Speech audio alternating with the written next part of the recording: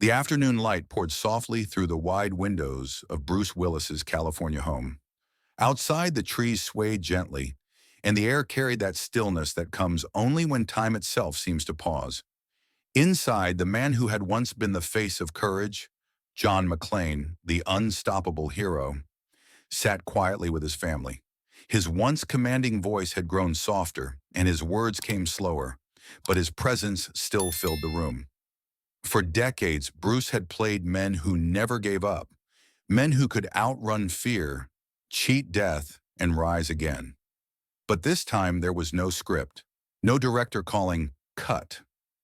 This was the final act of a life lived in the brightest light and the deepest shadows. His wife Emma sat beside him, her hand wrapped around his. Their daughters leaned close, listening to the faint rhythm of his breathing. There were no cameras now, no crowd waiting outside. Just love, raw, simple, and fragile.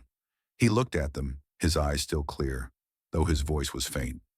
"If I forget your names one day," he whispered, "just remember this. I never forgot how much I loved you." No one spoke. Tears welled up, falling quietly onto the floor. The silence between them became sacred. Bruce Willis had always been the man who ran into explosions, who saved others when the world was falling apart. But here, in this quiet room, he didn't need to be a hero. He just needed to be a father, a husband, a man saying goodbye, not with fear, but with peace. And that was his final secret, that beneath the legend, there was always a man who loved, fiercely, silently, completely.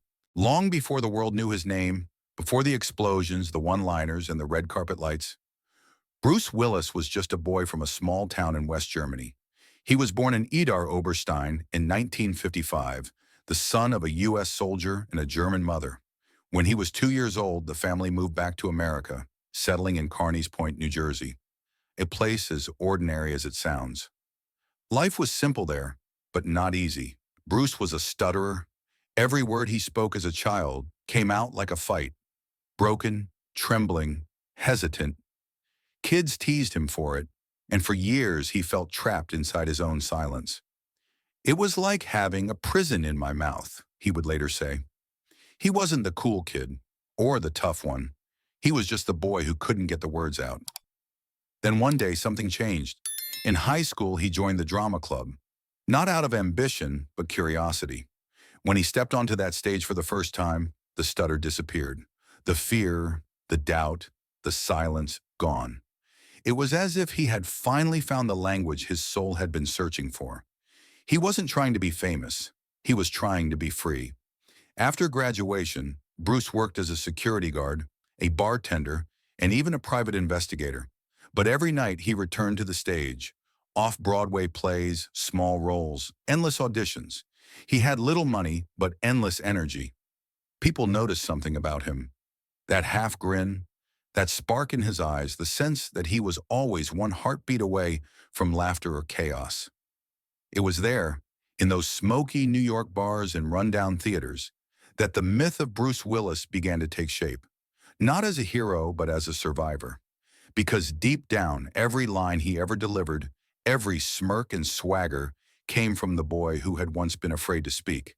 The boy who found his voice only when he pretended to be someone else. And that voice would soon echo across the world. When moonlighting hit television screens in the mid-1980s, Bruce Willis was suddenly everywhere. His mix of charm and irreverence, half smirk, half sincerity, was unlike anything the world had seen. He wasn't a polished Hollywood star. He was rough around the edges, unpredictable, and real. Overnight, America fell in love with the wisecracking detective David Addison, and the bartender from New Jersey became a global sensation. But television was only the beginning. In 1988, he walked barefoot into cinematic history. Die Hard. John McClane was everything Hollywood didn't know it needed. Vulnerable, sarcastic, angry, human. He bled, he cried, he failed, but he never gave up. Audiences saw themselves in him. An ordinary man in extraordinary pain. The film didn't just make Bruce Willis a star, it redefined what a hero could be. With each role, Pulp Fiction, The Sixth Sense, Armageddon, he built a legacy of men who carried invisible wounds. There was always something haunted in his eyes, something that said, "I've seen things you wouldn't believe." He wasn't playing those parts. He was living them. Yet for all the glory and fame, Bruce never truly felt at home in the spotlight. He preferred quiet bars to red carpets, family dinners to industry parties. Behind the cameras, he was humble, funny, often the first to arrive and the last to leave. His colleagues described him as a protector, someone who took care of people, who made others feel safe, even when his own world was beginning to crack. Because fame, as it often does, demanded a price. The noise never stopped. The headlines, the rumors, the expectations. And behind that confident grin, a storm was brewing. He once said in an interview, "I've spent my life pretending to be fearless. Maybe that's why I'm so tired now." Bruce Willis was a fire, bright, loud, and untamed. But even the brightest fire burns itself to keep others warm. And as the years passed, the man who had conquered every explosion, every villain, and every fear began facing the one battle no one could win: time. Soon the spotlight that once illuminated his triumphs would reveal something else entirely: the quiet tragedy of a man slowly losing the very thing that had defined his life: his voice, his words, his mind. It began quietly, as almost unnoticeably, and as most tragedies do. At first, Bruce's friends thought he was just tired. He would pause mid-sentence, forget a name, struggle to find a word. It was small things, but small things over time began to grow. During a film set in 2019, crew members whispered that something was different. His timing was off, his lines took longer to memorize, his eyes, once sharp and alive, seemed distant. At home, Emma noticed it too. He would stop in the middle of a story, his gaze drifting toward nothing. When she'd ask, "What were you thinking about?" he'd smile and say, "I don't remember." It was the kind of answer that breaks your heart, not because of what it says, but because of what it doesn't. Doctors ran tests. Words like aphasia began to circle around. It's a cruel word.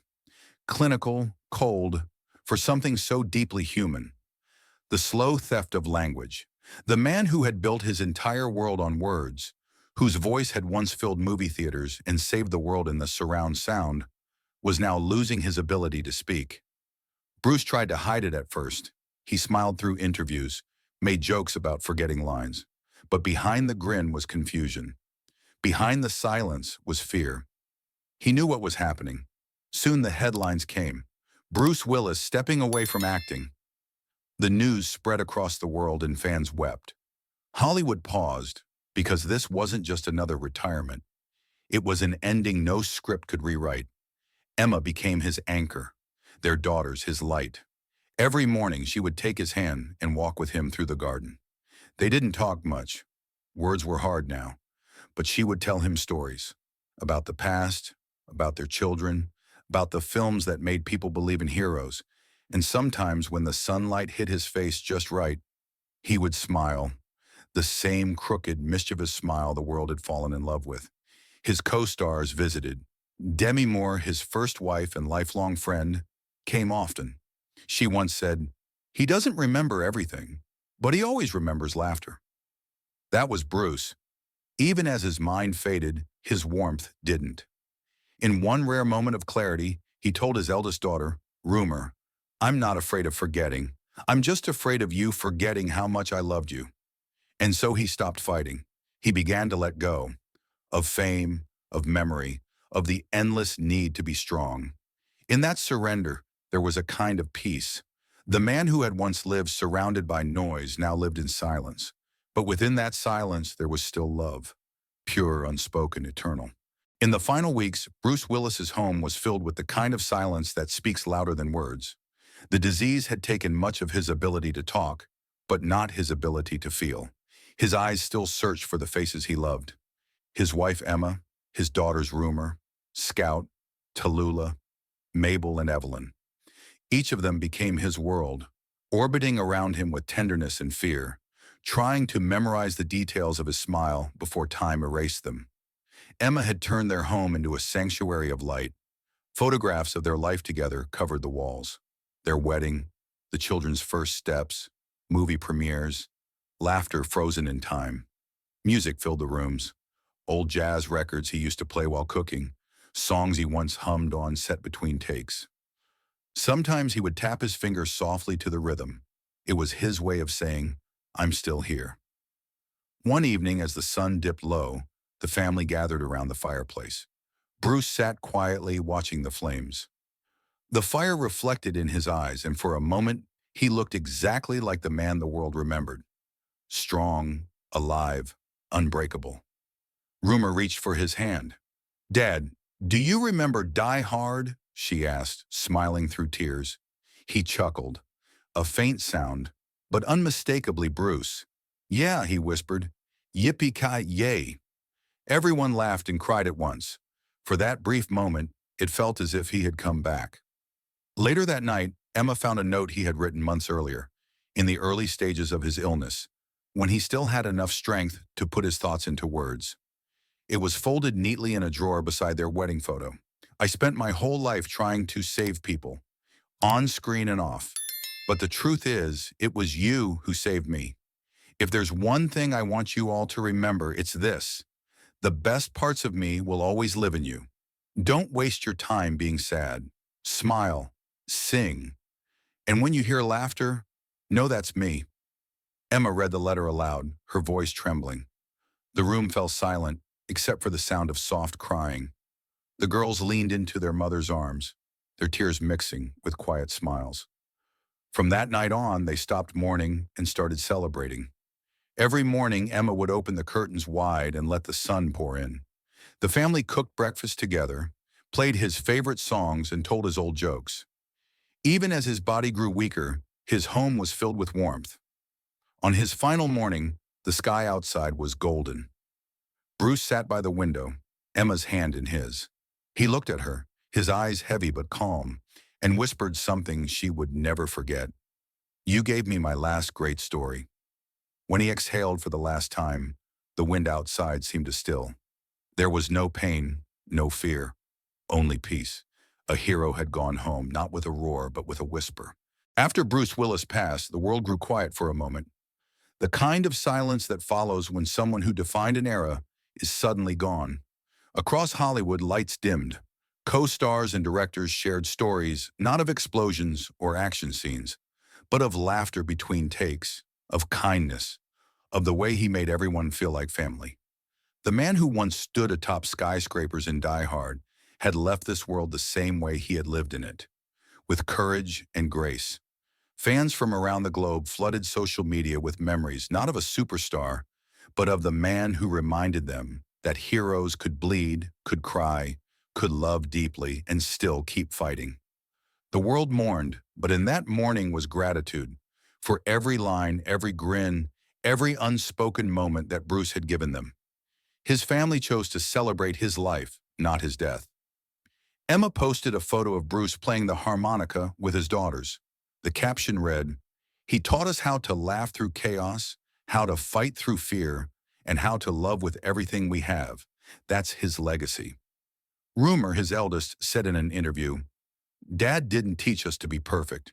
He taught us to be present. And that, perhaps, was Bruce Willis's greatest lesson. To live fully, to love loudly, and to never let silence mean surrender." Years later, his films continue to play. The Sixth Sense, Armageddon, Unbreakable. Each scene feels heavier now, not because of the loss, but because we can feel his soul pulsing through every frame. Some say that every actor leaves behind a piece of themselves on screen. Bruce left behind his heart. Today, when his name appears on a movie poster, audiences don't just see an action hero. They see a father, a friend, a man who lived and loved fearlessly. And somewhere beyond the noise, you can almost hear that gravelly voice, that half laugh, half sigh, saying, "Don't be sad, kid. It was a hell of a ride." The camera stopped rolling. The curtain fell.